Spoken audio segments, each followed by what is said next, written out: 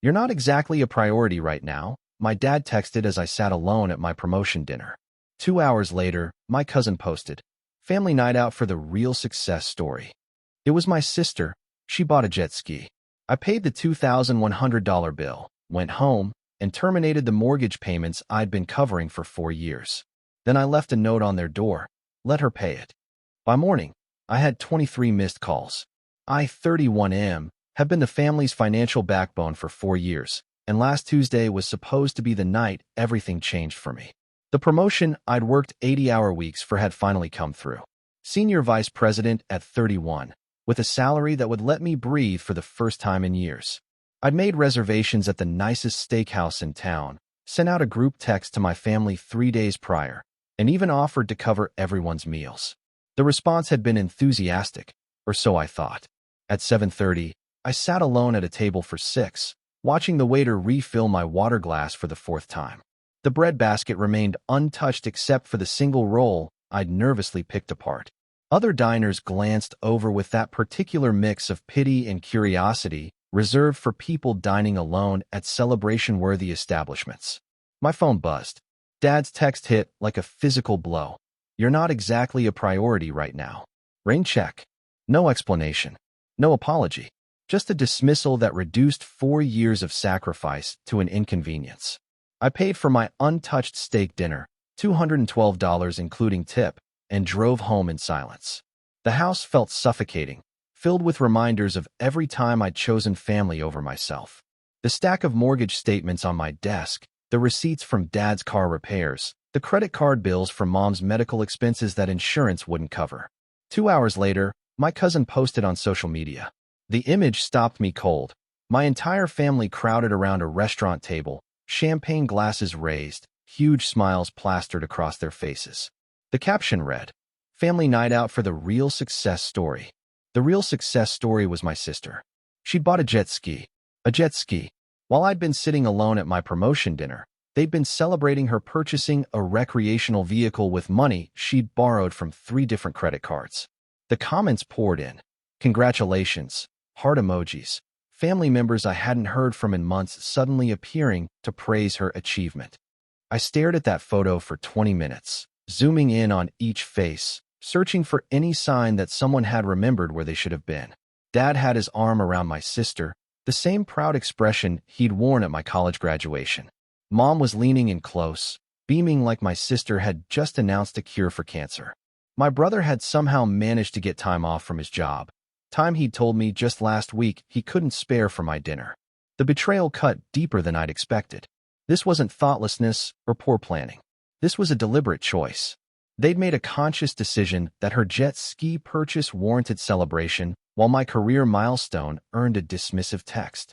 I walked to my home office and pulled out the mortgage file. 4 years of payments, never missing a month, never complaining when it meant I couldn't afford vacations or new clothes or anything that normal 31-year-olds take for granted. 48 payments of $3,200 each. Over $150,000 of my life poured into keeping their house out of foreclosure. The online banking portal loaded quickly. 3 clicks, and the automatic payment was terminated. No more transfers. No more safety net. No more enabling a family that saw me as an ATM rather than a son and brother. But I wasn't finished. I drove to their house at midnight, when I knew they'd all be asleep, probably still digesting their celebration dinner. The spare key was exactly where it had always been, under the ceramic frog by the front steps. I'd bought that frog for Mom's birthday 2 years ago. I wrote the note on their kitchen counter, using the notepad where Mom usually left grocery lists. The pen was one I'd given Dad for Christmas, engraved with his initials. Even in my anger, the irony wasn't lost on me. The mortgage payment for this month has been canceled. All future payments are terminated. Let her pay it. Don't contact me unless someone is dying. I left the note propped against the coffee maker, where Dad would see it first thing in the morning. He was religious about his 6 a.m. coffee routine. The drive home felt different. Lighter, somehow, despite the weight of what I'd just done. For 4 years, I'd carried the burden of being the responsible one, the reliable one, the one who always showed up. Tonight, I'd finally learned what it felt like to prioritize myself. The call started at 6:15 the next morning.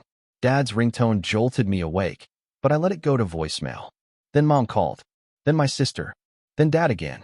By 8 a.m., I had 23 missed calls and a voicemail box that had reached capacity. I listened to exactly one message, Dad's first one. His voice cracked as he begged me to call back, said there had been a misunderstanding, that they could explain everything.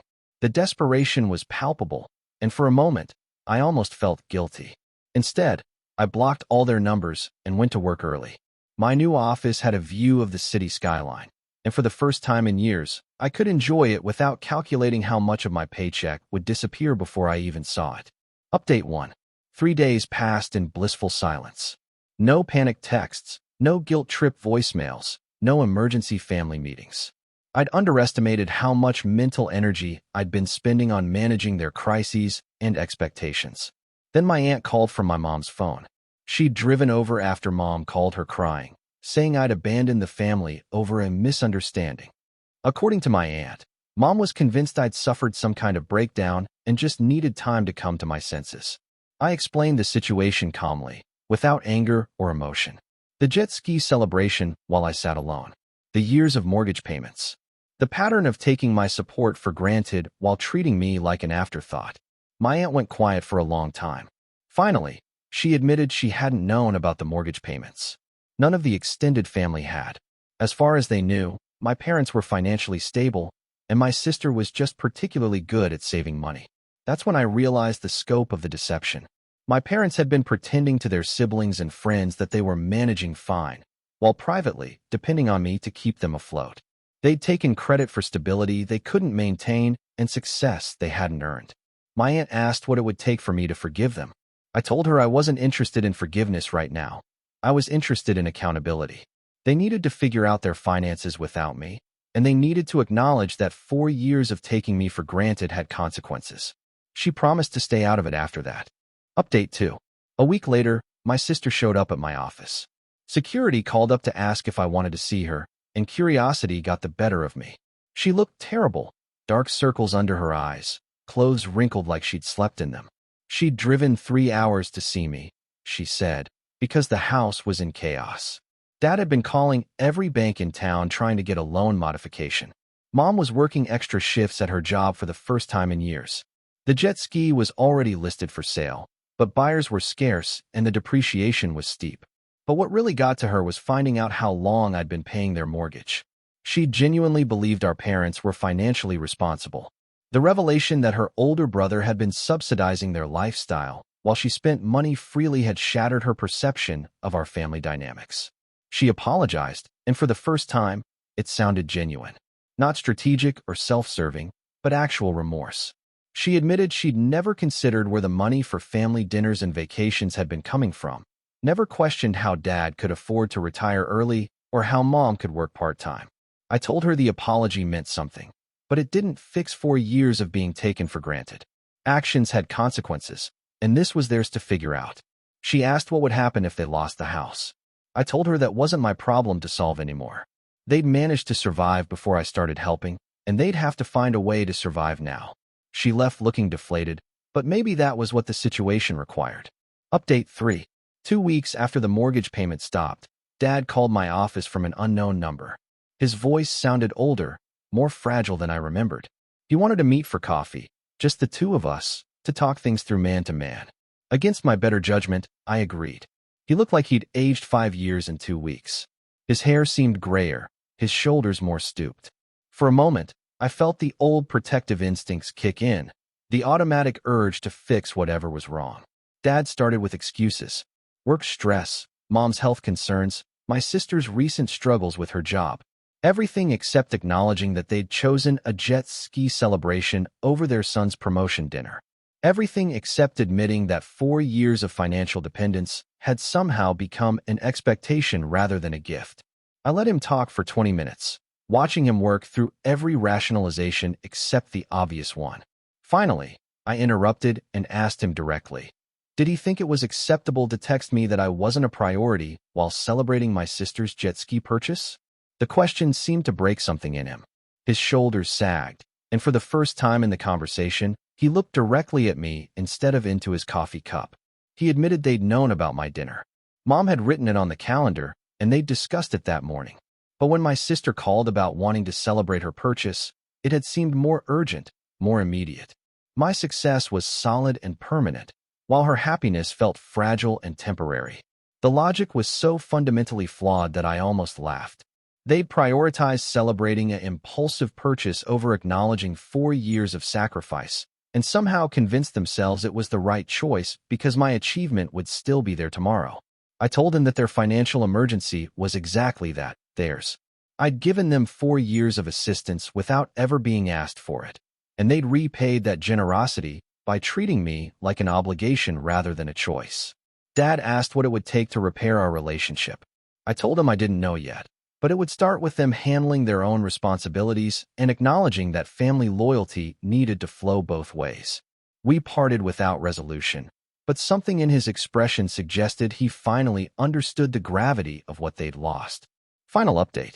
3 months later, my parents managed to refinance their mortgage at a higher interest rate.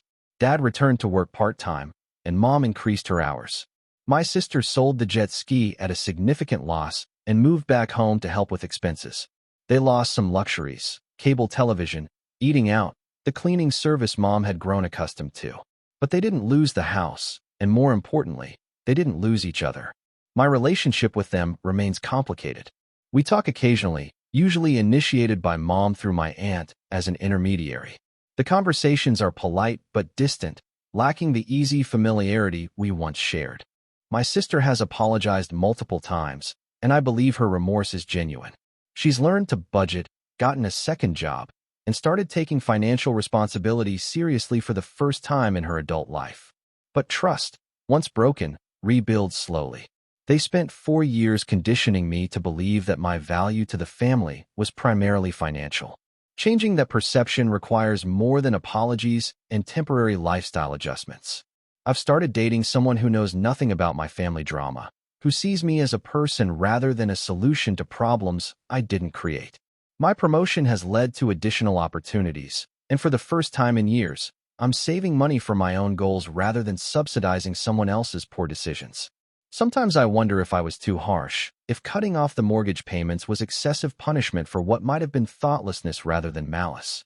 But then I remember sitting alone at that restaurant, reading that dismissive text while my family celebrated a jet ski purchase, and I know I made the right choice. Family isn't just about blood or obligation. It's about mutual respect, consideration, and understanding that love requires effort from everyone involved. Until they're ready to offer that, I'm perfectly content being my own priority. The missed calls stopped after the first month. The guilt trips ended when they realized I was serious about maintaining boundaries. What remains is the possibility of rebuilding something healthier, more balanced, and more honest than what we had before. But that's a choice they'll have to make, not a responsibility I'll accept.